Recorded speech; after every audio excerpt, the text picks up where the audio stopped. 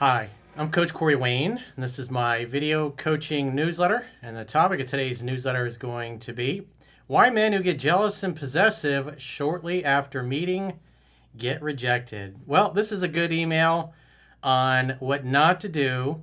I don't know if this guy has actually read 3% Man yet. It looks like maybe he's just a cherry picker or he's new because he's 35 and he met a 24-year-old girl, I guess she's Korean, at a meetup. And so the next day after they met, he said they had incredible sex. And so she started coming over and hanging out, and he just kind of right away started getting jealous and possessive and micromanaging her life and who she's hanging out with, even though they were only seeing each other for a matter of days at that point. So instead of being focused on vetting her for her character to see if she even is somebody that he should be considering to date and have a long-term relationship with, he's already decided that she's the perfect girl, and he starts acting like an overly protective boyfriend, and obviously he's pushed her away. So those of you that are actually good students and read the book understand that it's the woman's department to be in a relationship. In other words, it's her job to win you over and convince you why you should be her boyfriend and live happily ever after. Your job, as the book says, as a man, is just to create the opportunity for sex to happen. Hang out, have fun, hook up, rinse, recycle, and repeat. It's really simple. So he also includes this text exchange, which is kind of cringeworthy. It's just really intense. You know, you're supposed to keep things light and fun in the beginning, and he's just coming on really strong, getting really emotional, getting really upset, and when you behave that way, you're acting like a jack-in-the-box, basically, an emotionally hijacked jack-in-the-box, which masculinity is calm, and when you behave the way this guy did, you're going to turn every woman that you meet off for the same exact reasons, obviously. So I got the text exchange that I'm going to go through with you after the email, and it's just a good email to learn from of what not to do, because again, this is laid out in the book and this guy is behaving this way, and so you just get another real world example of why this behavior is so repulsive to women. And if you want to get rejected quickly, behave this way. So he says, "Hi coach, in December I met a 24-year-old Korean girl at a meetup. I'm 35. I was being playful and vague with details. We left together, but some guys from the meetup tried to get us to join them for food. She wanted to, and I didn't think that would go well for me, so I went home.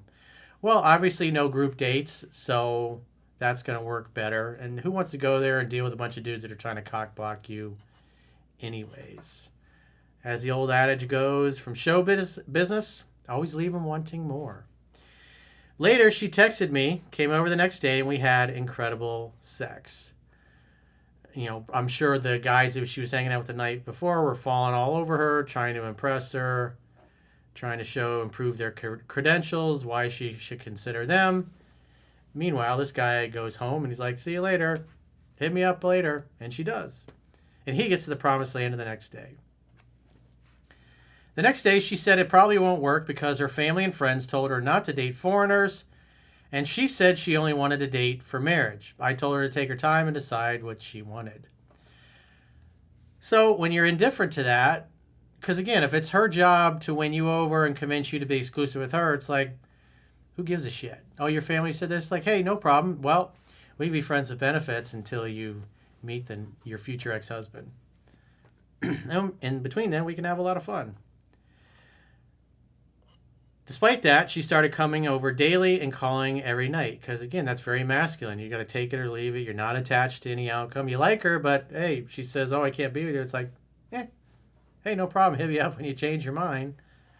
Indifference makes a difference. The first issue came when she attended a dating meetup on December 24th. Normally, she'd communicate openly with details and photos, but that night she was vague. When I realized where she was, I brought it up. Well, again, you're not her boyfriend, dude. And your job is really to create the opportunity for sex to happen. And so when you're dating and you're vetting, you're just trying to determine, is this somebody that shows that they have the behavior and the value system to actually be loyal? Or is this a party girl and a hookup girl, somebody to be friends with benefits, having my practice squad until I meet somebody that shares my goals and values. That's the way you should be looking at this. But instead, he's not being objective. He's only focused on how much he likes her. And he's trying to shoehorn himself into her life and get her to be his girl or commit to only him. Again, when you see the kind of behavior that she's displaying, it almost looks like she potentially is a town bicycle and she's a party girl, a hookup girl, a rotation or practice squad girl, but not somebody you wife up. Again, it's her job to convince you why you should commit to her. She shut down and said she wasn't ready to date and needed to focus on her English because you basically said, hey, I'm your boyfriend, you can't do this. And so naturally, it goes from being casual to you being possessive, and then that's why you get the I'm not ready to date or I need space, that kind of thing. And needed to focus on her English, then apologized a few hours later. Things went back to normal after that. So that was his first Jack in the Box episode. Again, you're not her boyfriend. You don't have the right to do this. And again, if it's her job to convince you to be her boyfriend, then like, who really gives a shit? If she's going and hanging out and it appears she's sleeping with other random dudes and she's naive and constantly invites attention from other men, well, then just like, hey, she can hit me up and we can hang out, have fun, and hook up, and I don't really care what she does, you know, when she's not around me, because I'm not considering her for a girlfriend anyway. She's somebody to have fun with until I find the right girl. That should be the attitude. But he's not objective. He's only focused on that he wants to lock her down, and he's basically acting like a woman here, an insecure woman at that. The next issue happened when a male colleague invited her to his 3-year-old sister's birthday. She's been naive before about men liking her, so I suggested that he might be interested. After that, her behavior changed. Yeah, because she realized that if she tells you what she's up to, you're going to freak out about it. And this is what happens then, is she just starts hiding things from you and not telling you what's going on because you can't handle it. You ideally, if you're vetting, you want the woman to think that you trust her completely and implicitly. And if she's behaving like this and hanging out with all these other dudes and has lots of beta male orbiters and very few female girlfriends, if any, well, when you see those kinds of things, you know, like, hey, this is just a girl to have fun with, friends with benefits, so I don't really care one way or another, but you should practice safe sex, obviously. For 3 days, she insisted he wasn't into her. I said maybe not, but it was possible. I suggested that she text him to ask who else was going, but she avoided it, and this went on for 3 days. Again, he's acting jealous and possessive like he's her boyfriend. And meanwhile, he's just one of the guys she's hanging out with and hooking up with. That's what it looks like. I then asked if she told him that she was seeing someone, and she said no because he hadn't asked. Well, that just shows you're not that important. You're just a guy that she's casually hooking up with. And you're going, did you tell him you're seeing somebody? Did you tell him that you're mine? Again, this is the opposite of what the book teaches. And this is how to get a woman to bounce. At dinner, she mentioned another guy she'd known before me had reached out, but she told him that she was dating someone. That made me feel like she was clear with men she wasn't interested in and doesn't tell the ones she likes. So I pulled back and she started reaching out more. On the day of the party, she was quiet, so I texted that if she didn't want to tell people we were dating, we should just be friends with benefits and stay open to meeting others who want commitment. The latest exchange, or latest update, is in the screenshots below. So let's go, let me pull up his text exchange here, which is just like, this is just repulsive. Disgusting, unattractive, and repulsive, and it's really not your place. So she says, okay, I'm a bit busy right now, so I might not reply properly, sorry. And I wasn't angry yesterday, I was just sad about the situation, but I wasn't mad. He said, enjoy. She says, are you angry? There were points over the last few days when I was, and I kind of want to explain where that came from. When you're free, I'll write it down and send it. So again, hang out, have fun, and hook up. And now he's getting all serious, and he's going to tell her what triggers him. And it's like, this is not attractive, dude. Making a woman deal with your inability to maintain emotional self-control. Let's put it that way. We'll sleep soon, so here it is. When I was engaged 2 years ago, I had the mindset that I could handle anything, so I ignored a lot of red flags. Like my friend sending me her Hinge profile that showed that she was active 3 months into our relationship when she had deleted it and other similar events. It's made me a wee bit hyper aware of changes around me. Sorry, I just finished watching a musical. It just ended. I thought that was the case, little one. Mamma mia, here we go again. I'll sleep, but if there's anything you want to say, send it through and I'll respond in the morning. Yeah, now I'm free. I didn't know you went through something like that. I can understand how what happened between us this time could have felt triggering or sensitive for you. It's like she's kind of trolling him. I don't have any anger or hurt toward you anymore. I've never really had conversations like this with a partner before, where we openly share all of our inner feelings. Because of that, these kinds of conversations have been very difficult for me. I think that's why I wanted to avoid it. If my avoidance made you feel upset or angry, I'm sorry.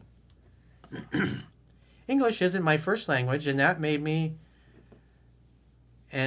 it even harder. I realize again how easily misunderstandings can happen between us, and when I'm trying to listen and express myself in another language.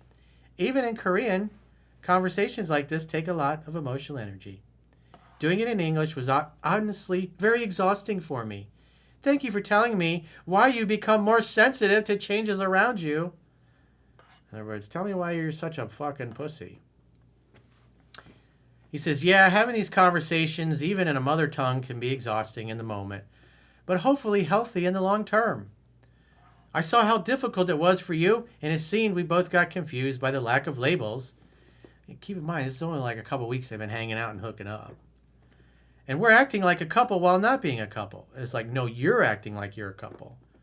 She's acting like she's keeping her options open. This is what happens when you focus on your interest in her and you just don't do anything to vet. And obviously this is the same thing that happened with the girl that you were engaged to. You were focused on locking her down. You weren't trying to vet her. You just had decided that this was the girl for you. And that's what caused you to completely ignore all the red flags that she was displaying until eventually you obviously got burned. You think you're 3 months in a relationship, and yet she's still unhinged going out with other dudes. That's called being clueless. Dude, you should read the book. It's free to read if you're new here in the members area of my website. You can try before you buy. Once you see how good it is and how well it works, then you can buy an audiobook or a paperback or hardcover. Nobody else does that. You wonder why. I definitely felt anger at points, but I was more confused because of what I mentioned above, the way we were acting together. Again, he's only focused on his feelings. I think we can work through the language and cultural barrier and even the openly sharing of inner feelings just by taking what we learnt about each other today and applying. Strong trust is built over time. I'm up early for my Vietnamese class. Did Mummy and Auntie enjoy the show? Yes, we're having a lovely time. Okay, sexy bum, think about what I said and let me know. She says, huh? What exactly do you want me to think about? He says, reconciliation in a healthier way, silly one, or walking away on good terms. She says, I can see. Can I think about it a little more? But Bob has told me that, so I don't want you to talk. So I thought you didn't want to talk to me anymore. Yeah, let's treat it as a breakup, and after your family has gone home, we can talk about it. That way, we can both just go out and enjoy ourselves and see if we miss the connection. He says, Bob is trying to be a good friend and is interpreting me asking him to make sure you have someone in London as I'm done. I understand. Okay, let's do that. Amazeballs, he says. So again, he's just getting overly emotional and having these long, drawn-out conversations, and he's only known her for like a couple weeks. It's like, dude, what are you thinking? It's like women like a guy that's a challenge. She's supposed to be winning you over, and instead you're trying to win her over and lock her down in the first 2 weeks after meeting just because you got your dick wet a few times. It's like, come on, bro. You got to read the book. You got to fill in your knowledge gap because the way you're behaving is incredibly unattractive. And when you behave this way, all it's going to do is, if you're dating a disloyal woman and a woman who doesn't qualify for a girlfriend or a wife, is that she's just going to start hiding what she's doing right away, and it's going to take you a lot longer to find out. Maybe months, several months longer. By that point, you're really hooked and I'm really emotionally invested in her, and the breakup is going to sting way more. And in those cases, it typically takes most people 18 months to get over the breakup. So you need to check yourself before you wreck yourself, dude. Because the way you're going about dating is inappropriate. Your job is to create the opportunity for sex to happen. All this unnecessary drama and bullshit and long drawn out conversations is just not the way to behave as a man if you want to get a woman to the point where she's trying to convince you to be her boyfriend. So you got some work to do, dude. You need to spend time with the book because there's no shortcuts to success. And the way that you're going about this is literally the opposite of what I teach. And that's why you're getting burned. And that's why things are difficult for you. So if you got a question or a challenge and you'd like to get my help, go to understandingrelationships.com, click the coaching tab at the top of your screen on any page of my website and book a coaching session with yours truly. If you haven't already signed up for our exclusive premium members-only content, in the video description of this video, there are links to join on YouTube, or you can join on Spotify, or our website, understandingrelationships.com. Just click the plans tab when you get there. You can do a 7-day free trial to check out all the great content you get. And if you choose an annual plan, you can get a 25% discount at the end of the 7-day free trial. So go to understandingrelationships.com, click the plans tab, sign up for a free trial today. And until next time, all right, we'll talk to you soon.